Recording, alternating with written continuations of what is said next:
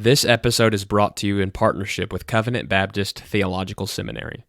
CBTS is a confessional Reformed Baptist seminary which provides affordable online theological education to help the church in its calling to train faithful men for the gospel ministry. They are fully accredited by the Association of Reformed Theological Seminaries. You can learn more about them at their website, cbtseminary.org.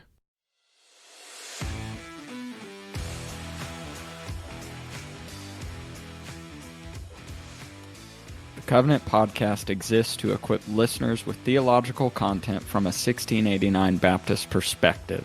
We pray you find this resource edifying, faithful to Scripture, and Christ exalting. Now, let's get started. Welcome to the Covenant Podcast. Jimmy Johnson here with my co-host Austin, and we have Bennett Rogers as our special guest to talk about J C Ryle. So, Bennett, can you just tell us a little bit about yourself and then your interest in J C Ryle? Sure. I'm Ben Rogers. Grew up in Jackson, Mississippi. Have a wife named Christy. I have two sons, Henry Ryle Rogers and Hugh Thomas Rogers. I pastor a small Reformed Baptist church in Mendenhall, which is about an hour south of Jackson. And I got interested in Ryle through John Bunyan, oddly enough. So I initially wanted to do doctoral work on John Bunyan and just realized that the secondary literature on Bunyan is just unwieldy. There's just so many people interested in him. And so my thoughts kind of began to move forward in time from the 17th century to the 18th century. And as I began to look at 18th century figures to do doctoral work on, I came across this biography called Christian Leaders from the Last 100 Years, and it was by J C Ryle. I had known the name. I'd used a commentary of his in a sermon on Luke in seminary, but didn't know much about him. I've seen his books on the shelves, things like that, but loved Christian leaders of the last 100 years, realized that he wrote a lot. He wrote a lot about a lot of different things, and realized pretty quickly that not many people there's not much academic work done on him. And so I decided I would focus my doctoral work on him and trying to get to know him and his world and where he fits in that world. And so that's how I became a fan of Ryle.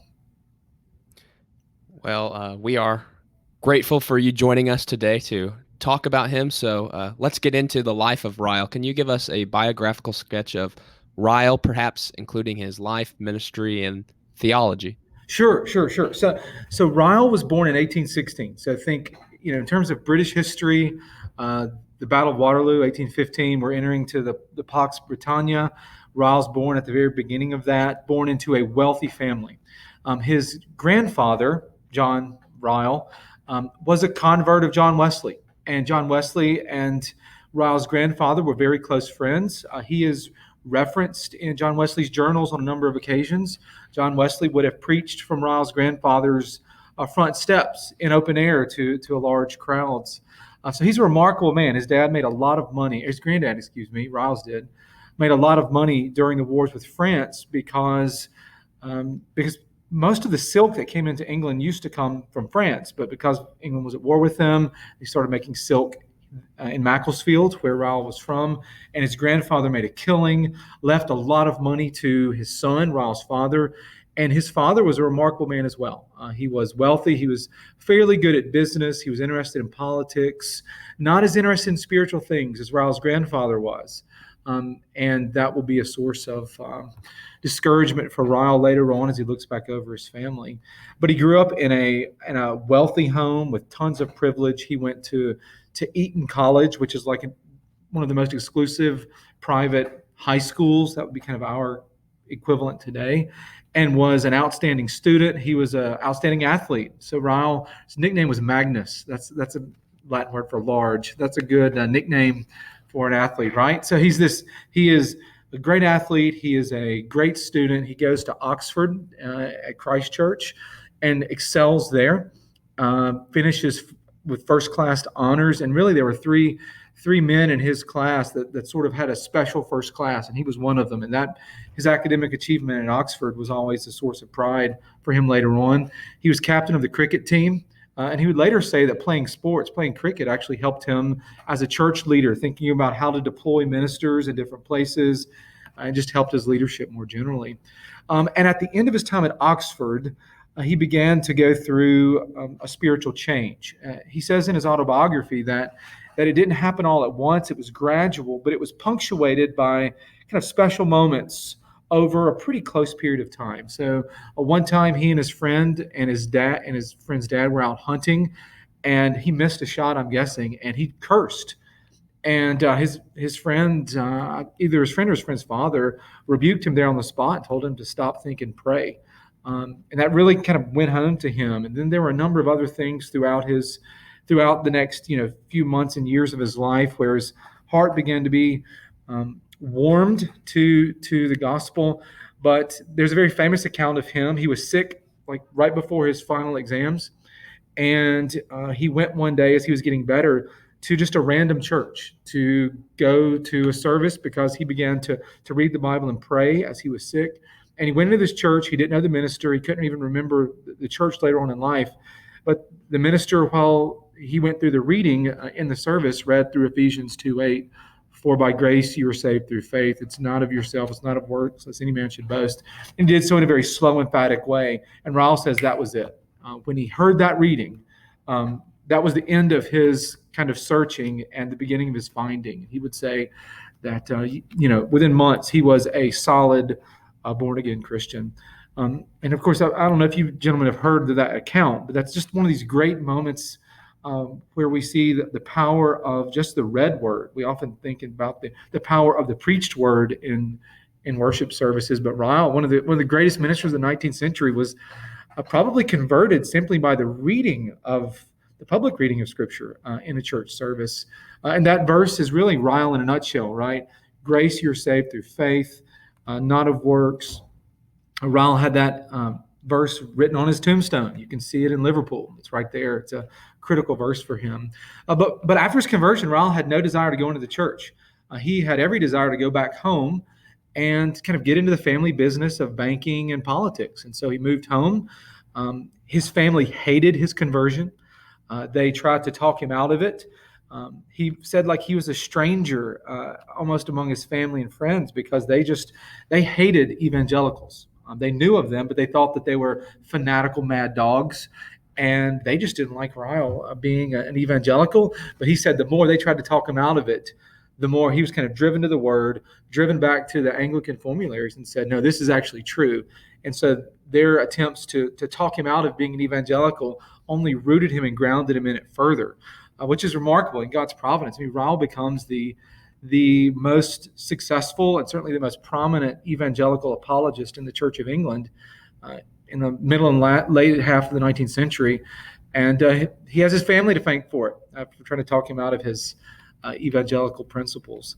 But he went to study law for a little while. That didn't work out. He came to work at his father's business, so that we actually can find, there is existing a banknote with Ryle's signature on it. But his dad made some bad business decisions, and he went bankrupt. Now, bankruptcy is something I think in America, at least, we're fairly familiar with, and there's not that social stigma attached to it. That's not true in mid-Victorian England. To go bankrupt was seen as a moral crime as well as a legal one. And so it knocked you off your place on the social ladder. His friends wouldn't associate with him. His old friends, his rich friends wouldn't associate with him. And Ryle said that they were right not to do so, because you are, in one sense, tainted by the guilt of your parent. And this is also before the time of limited liability. So, today, if I were to go bankrupt, the creditors could get some things, but they couldn't get other things. That's not true in 1841, I believe, is when Ryle's father, went bankrupt. And so everything had to be sold. His beautiful house, his horse, his clothes, his saddle, all that had to be sold. And he saw in God's providence no other option but to go be a minister, which is a rather interesting way of thinking about your calling, right? I mean, Sometimes people ask me and come to me with questions about, should I go into ministry? Should I not? I don't think I would ever kind of counsel someone to do what Ryle did, but in God's providence, it worked out pretty well. So he goes to become a minister. He goes and is a curate in kind of non-Anglican world. That just means sort of like a minister trainee, associate minister, helper minister out in the woods in New Forest.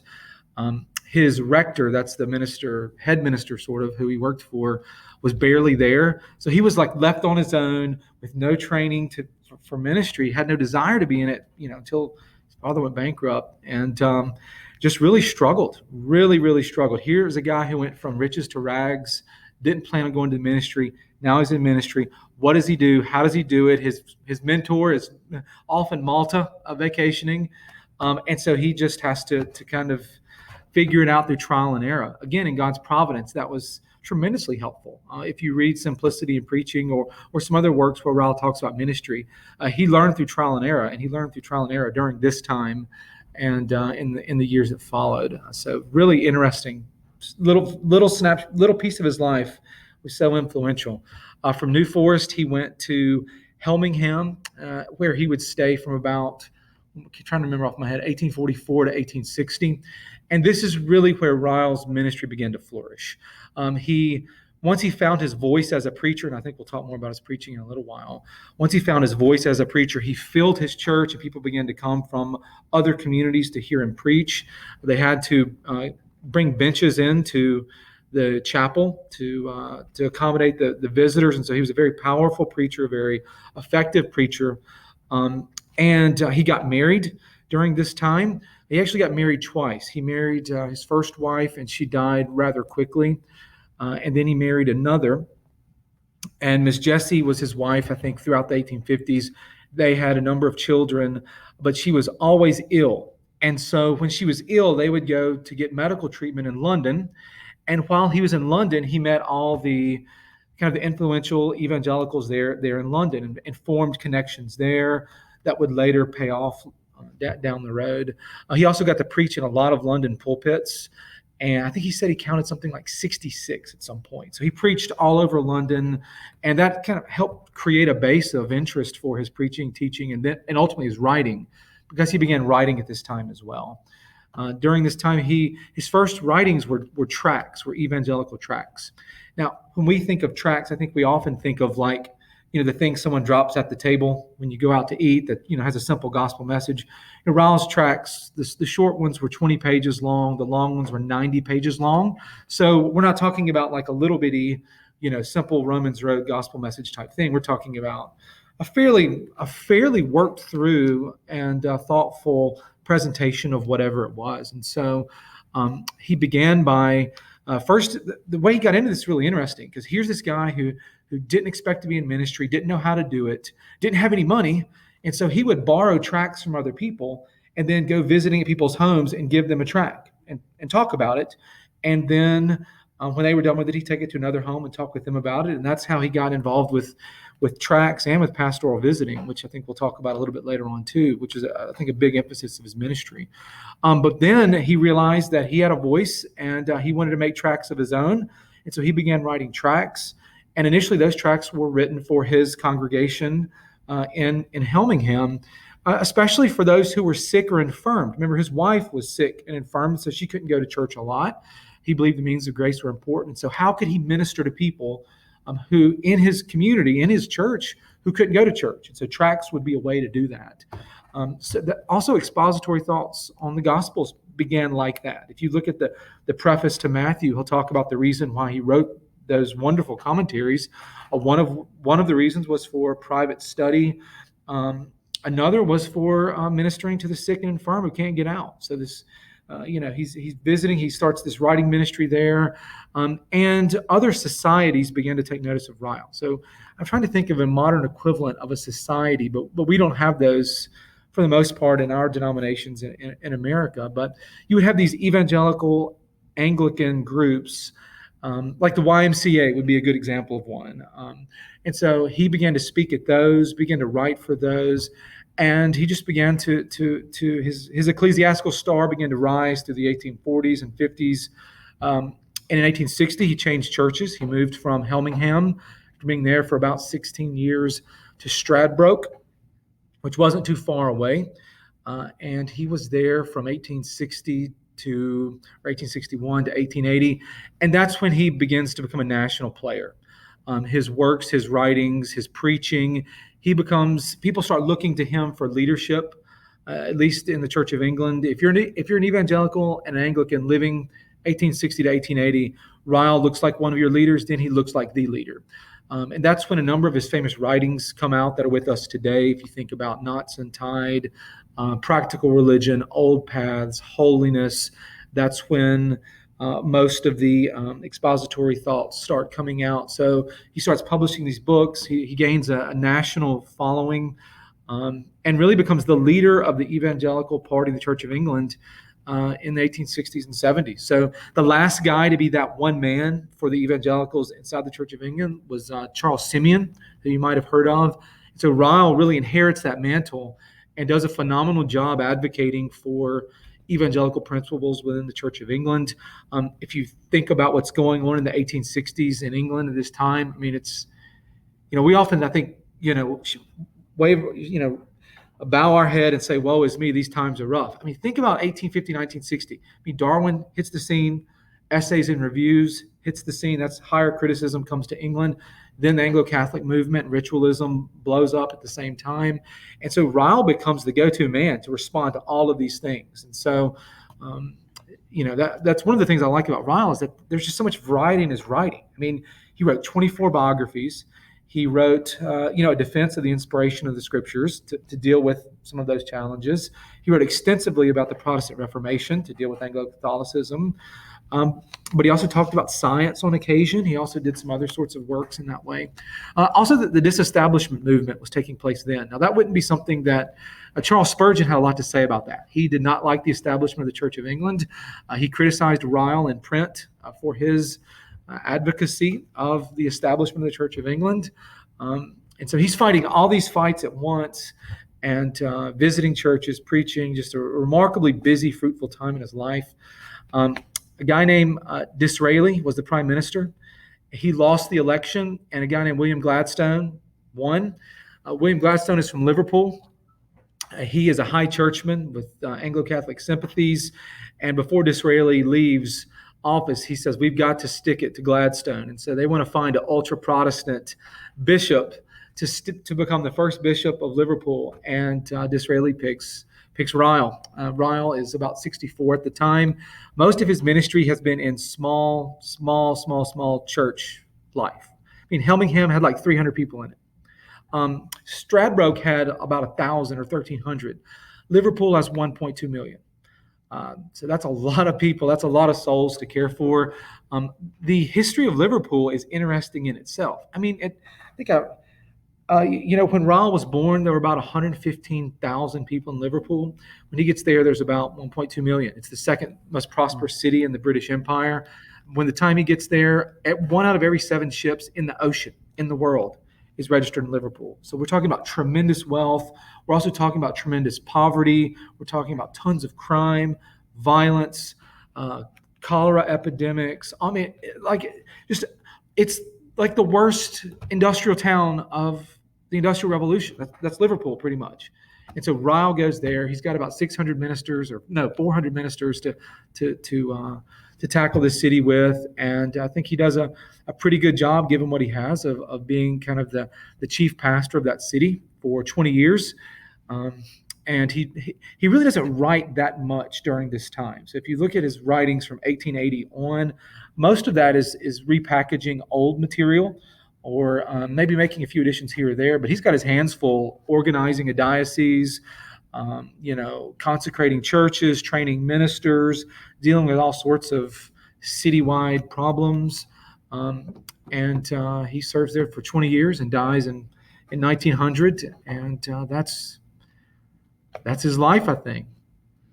Well, I appreciate that. I had never heard his life told in full like that. And as an aspiring church historian, I know that it can be, or at least for me, it's tempting to focus on the doctrinal writings of historical figures, but sometimes we forget that a lot of what they did was preaching. And preaching in churches like John Calvin, he preached. Now we all know about Spurgeon. He's the prince of preachers, so we know his sermons, but Augustine, he preached and things like that. So could you just tell us about Ryle's preaching and what sets him apart and what we can even learn from it? Sure.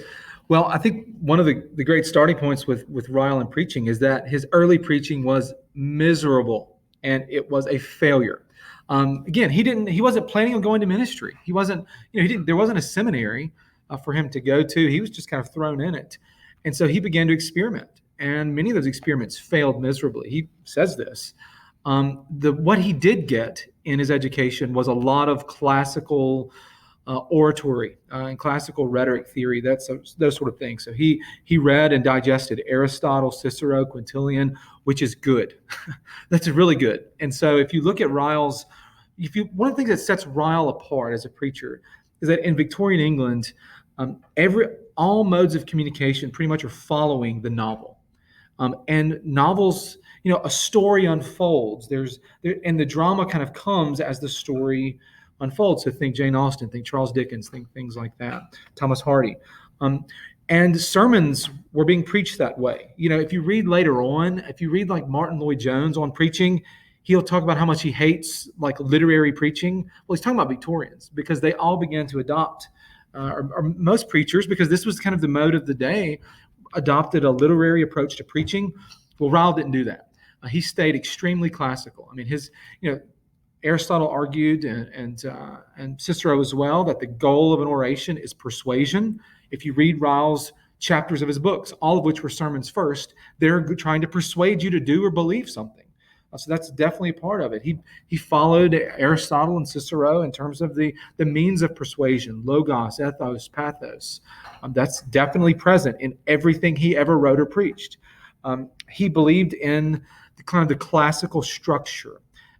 Everybody abandons this in the Victorian period, but if you read Ryle's sermons or his chapters, he'll introduce something and say, okay, I'm going to talk to you about 4 things, right? Or I'm going to talk to you about these 3 things or these 5 things.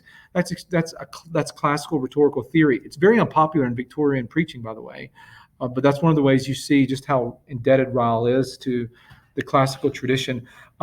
He stressed the importance of memory, like the classical authors did. For Ryle, he will. And one of the things Ryle is famous for is his quotes, right? I mean, you look at Twitter, you look at Instagram. Ryle is a very quotable man. He worked to be memorable, right? He's trying to create hooks in his sermons that people can remember. And so he tried to find ways of stating things powerfully and memorably. So the first thing that I ever read of Ryle was his commentary on Luke and the penitent thief.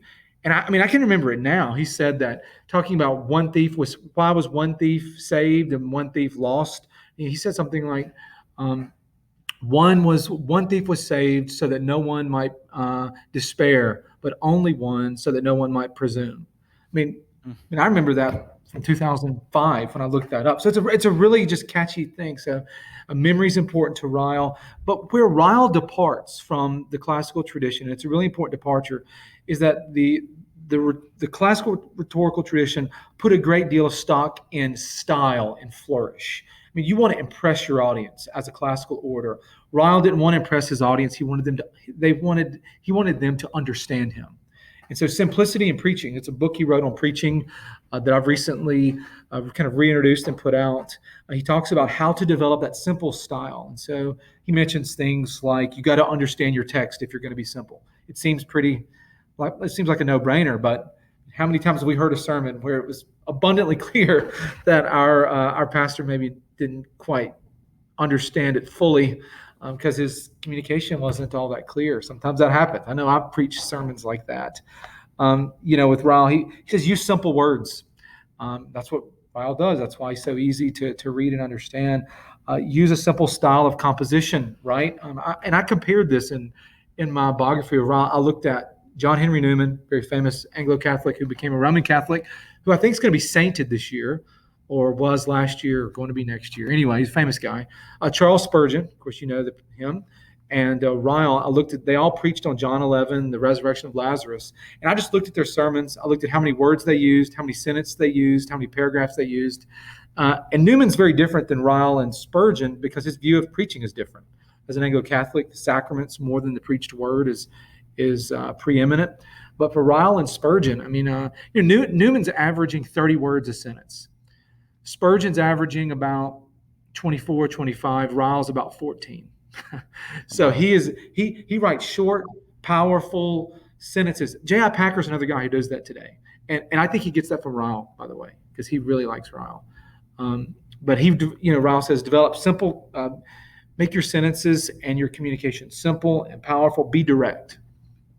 If you read Ryle's stuff, he's going to say, you do this, you do this, you do this, you do this.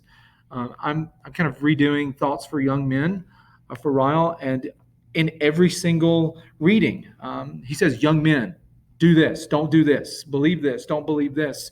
You're in danger. That's why I'm warning you. You. Right? That's direct. If you read Victorian preaching, you don't get that. That's seen as a little bit too pushy. And that's not literary, right? So you'll see all the we's and us's, and Ryle fusses about that and simplicity in preaching. He wants preachers to use the word you because he's talking to you and wants to persuade you to do something, as opposed to the we should do this or let us do this, that sort of thing. No, Ryle, but that's why Ryle, you get the effect when you read Holiness, for example. I'll never forget it. I was reading Holiness. I picked it up for a class on sanctification in RTS my last year, and took it with me to the gym. And while I was waiting for my workout partner, I just started reading it.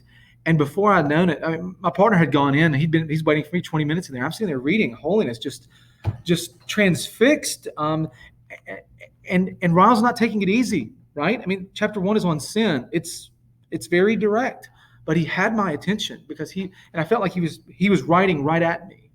And you get that sense when you read Holiness or any of his writings. That's intentional. That's not accidental. It's also not very Victorian. I'm trying to think of anything else. Annie Taylor's stuff so well. Ryle can preach the same. I don't know if you're aware of this, but Ryle published a number of children's sermons, and they're really very good. But Ryle can. What's fun to do is to look at how Ryle preached one sermon to adults and to children. Same content, but a very different approach. So he tailors his content to his audience. When he preaches before working men, like working men's groups or laboring men's groups, you'll see lots of illustrations, lots of anecdotes, lots of stories. When he's preaching before an Oxford group, tons of church history, right? So he knows how to tailor his content so well. All of that, it comes from the trial and error of the early years of his ministry. He's a good preacher, really good preacher. I think that's about all I want to say about that. Anyway. Well, thank you for that. This next question will have some overlap. We talked about him as a preacher, right? So how does Ryle's writing approach differentiate from his contemporaries? You mentioned Spurgeon and the Catholic. Right. Would you speak more to this? Sure. Again, one of the things that is challenging about reading Victorian literature, especially sermons, is that they really are trying to follow the Victorian novel. That's the popular medium of the day, and it makes. You see these massive sentences that are like this long. There's not a lot of application in them, right? Or the application comes in at the very end. So if you were to read the John Henry Newman sermon on John 11, which was quite good, by the way. It's quite good, but the only application there is at the end. It's kind of like a novel, right? You kind of get the moral of the story at the end when the climax of the story has happened, and then all the dust settles, and now you kind of know the moral of the story. That's how a lot of preaching was then. But Ryle's writings, Ryle did not try to follow that. His writing is like his preaching, short sentences, very short and direct. Packer talks about it almost like a staccato drum. Like that's when Ryle gets going, you'll catch that. I can't remember exactly what it was on. I think it was on Knowing Christ. That's a chapter in Thoughts for Young Men. And he just gets going, talking about how Christ is the treasure of the soul, right? He is, the Savior of sinners. He's the best friend you can have. There's full forgiveness. It's almost like 8-word sentences at that point. But it's a short, simple composition, very direct. And it does follow his preaching. That's for Ryle, those two always go together because he wrote manuscripts. and he used manuscripts in his preaching, at least for a long time. So we've talked about his preaching, now we've talked about his writing, and now let's transition to more the pastoral care component of Ryle's ministry and specifically his goals and visitations. Can you tell us a little bit about Ryle as a pastor and specifically pastoral care? Yeah, well, this to me was one of the big takeaways. When I got into Ryle more deeply, this surprised me. Because this was a golden age of preaching, and Ryle, was one of the greats of that generation. But very few of those greats actually did house-to-house visitation, and Ryle was an exception to that. He made it his goal to visit every home in his district once a month. That's that's significant. That's significant. Now, and he was able to do that through up till he went to Stradbroke when he had 1,300 people to see. But he hired curates so that he could have each of those homes visited regularly. That was a very important part of his ministry, and it was awkward for Ryle. I mean, remember, here's a guy who stood to inherit millions of dollars, had a beautiful estate. Father went bankrupt, riches to rags. That's awkward, like struggling through that. He didn't know what he was doing as a minister initially. He's a big single man and ministering to a lot of, think about agricultural setting. The men are going to be away working, and he's coming to visit. He's in these awkward situations with mothers and children, and he talks about being awkward and this being difficult, which I love. Because being a faithful pastor is hard and it's awkward and it doesn't come naturally to many people. You don't get the impression from reading Ryle that he was naturally gregarious, that he was like this people magnet that everybody just kind of gathered around. No, he had to work for it like he did with his preaching. But I think it's marvelous. So why was he such a diligent pastoral visitor? I think part of it is simple. He just simply believed that's part of the job. And it was part of being faithful to his ordination vows. And so it was a matter of honor. It was a matter of duty to do that, even if he felt awkward about it. Another, I think, benefit that came from it for him is that he got to know people that he would have never met otherwise. Here's an Eton-educated, Oxford first-class man whose early ministry, really from the first 15, 20 years of his ministry is being carried out among, farmhands. And so interacting with these folks helped him to figure out, okay, they don't want florid preaching. They don't stay awake through florid preaching. So I've got to connect with them on their level. I've got to use illustrations. I've got to use anecdotes that they get. I've got to use language that they get. So I don't think he visited as a pastor so he could become a better preacher, but that certainly happened. And I think in my own ministry, the better I've gotten to know the people I serve, the better my preaching has been. Not because I've become a more gifted orator, just because I know how to direct application. I know the sins they struggle with. I know the doubts they face. So I think that helped his ministry tremendously. And his writing ministry was definitely shaped by the visiting. That's how he got into the tract game. That's part of how expository thoughts got started. They initially began with cottage lectures. So he would go, and just open up Matthew, read some in front of a family, and then kind of give a short talk about it. That's exactly. If you read expository thoughts, he says in the preface, this is for family worship at home. Well, Ryle developed this doing his visiting, and also ministering to the sick. One of the things that's interesting, and I didn't know this until I kind of got into this work, is that Ryle published 8 hymn books, or compiled 8 hymn books throughout his ministry, and he did so for the express purpose of benefiting and blessing invalids and those who were sick who couldn't come to church. So that was always, and home visiting, ministering to folks at home was always a critical part of his ministry. When he was Bishop of Liverpool, he hammered that time and time and time again. He said, this is the way to win Liverpool, is to exalt Christ in the pulpit and visit people in their homes. Like that's how you win Liverpool. Exalt Christ in the pulpit and visit in their homes. And I think there's a lot of wisdom in that. And he's just a remarkable. I think that's one of the big takeaways. Ryle has not a lot's been written about Ryle relative to Spurgeon or Newman, for example. But this is some piece of him that very few people know very much about, that he was a diligent pastor, even though he was a phenomenal preacher.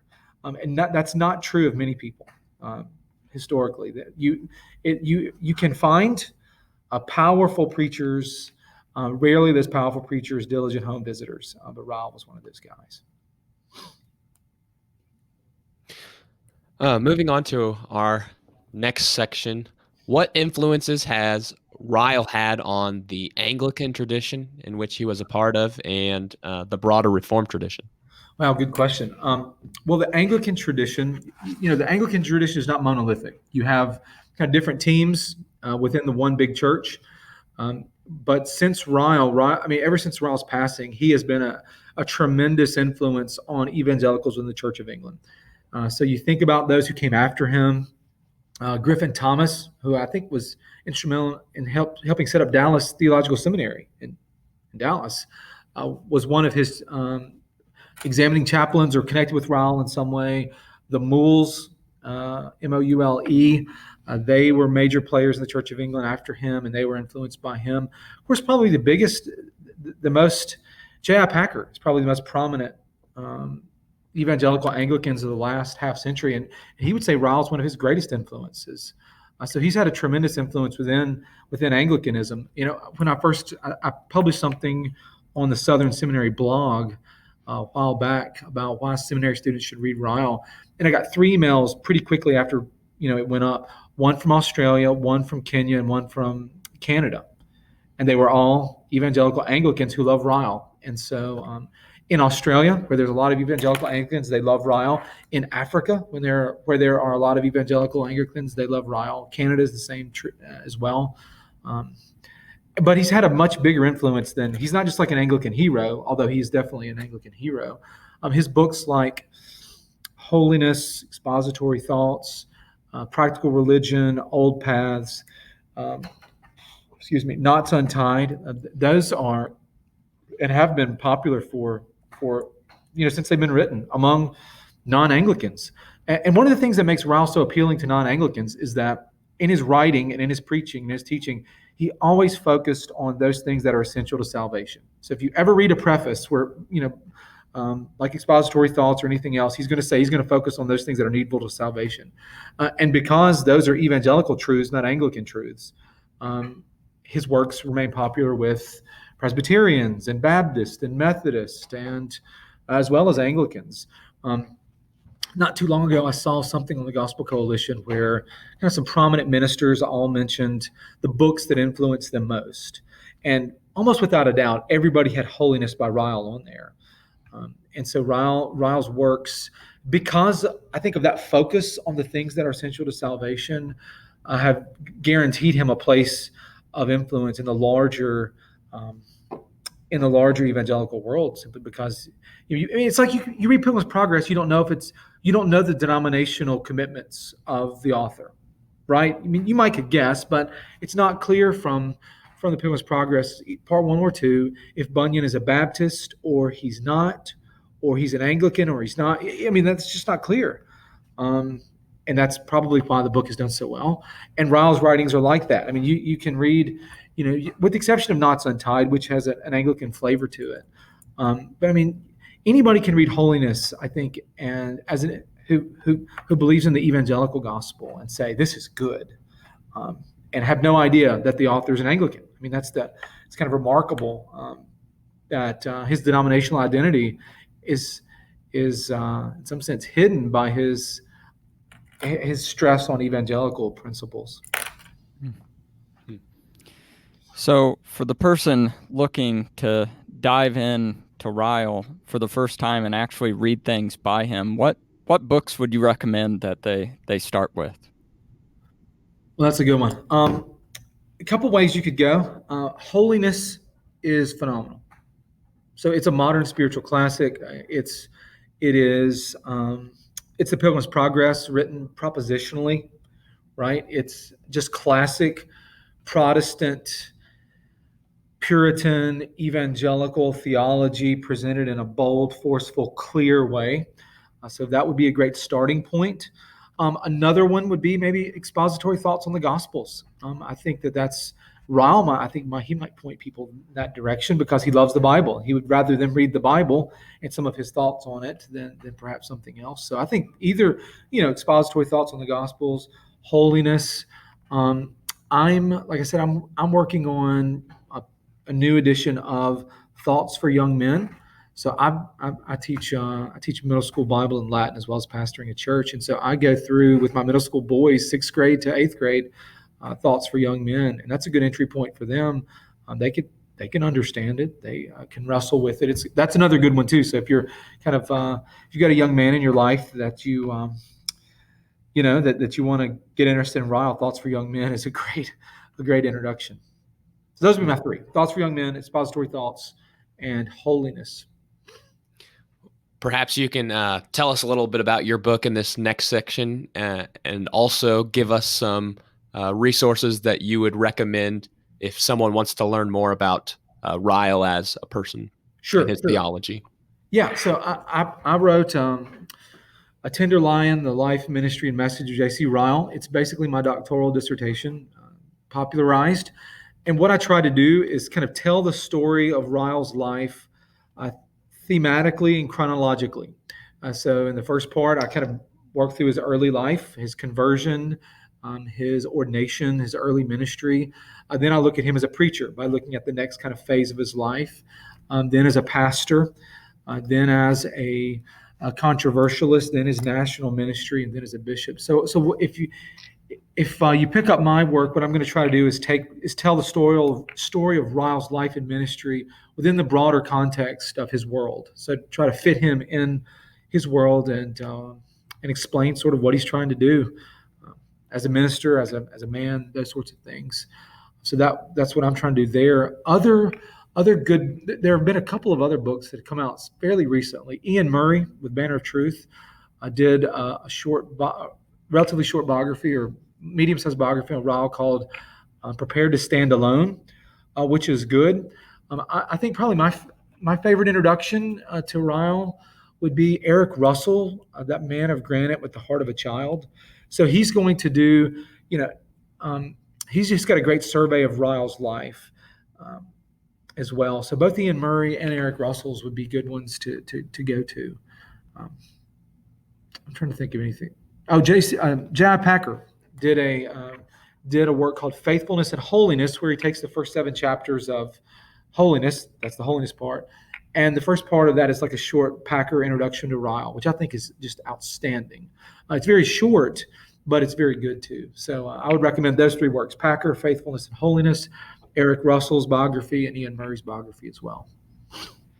So we have been talking about J C Ryle with Bennett Rogers, who has come out with a bio on him, on J C Ryle. And I can speak from this conversation and say I've been inspired and encouraged hearing about J C Ryle, and I'm going to have to go pick up and read that book to learn more about him as a man, as I have benefited already from his expository thoughts on Mark as I go through it.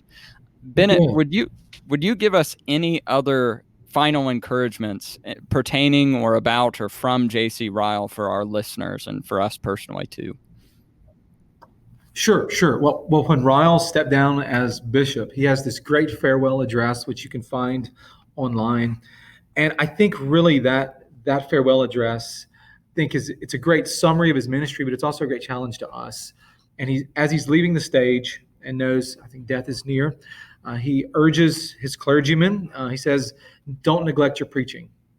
He says a Christ-exalting minister will never preach to empty benches. So there you have a challenge for the Christians among, the ministers among us at least, to don't neglect your preaching, but broader than just to ministers, exalt the Lord Jesus Christ. I think that's one of the things that he does throughout his life, his ministry. Go look at Christ is All. I think it's the last chapter of Holiness, which is a magnificent ending to holiness, because he's exalting Christ as all there at the end of that. So I think he would tell us and encourage us to don't neglect our preaching, to exalt Christ. He says also to beware of divisions. That's a problem in Liverpool. And so he says that he urges the brothers to be at peace with one another. And then finally, and I love the ending, he says, don't never let go of the principles of the Protestant Reformation. He said that's what made England great. That's what makes our church great. That's what makes any church great. So don't neglect your preaching. Exalt Christ. Be at peace with your brother ministers, and hold fast to the principles of the Reformation, which Ryle loved and lived by, and tried to popularize in print and in preaching.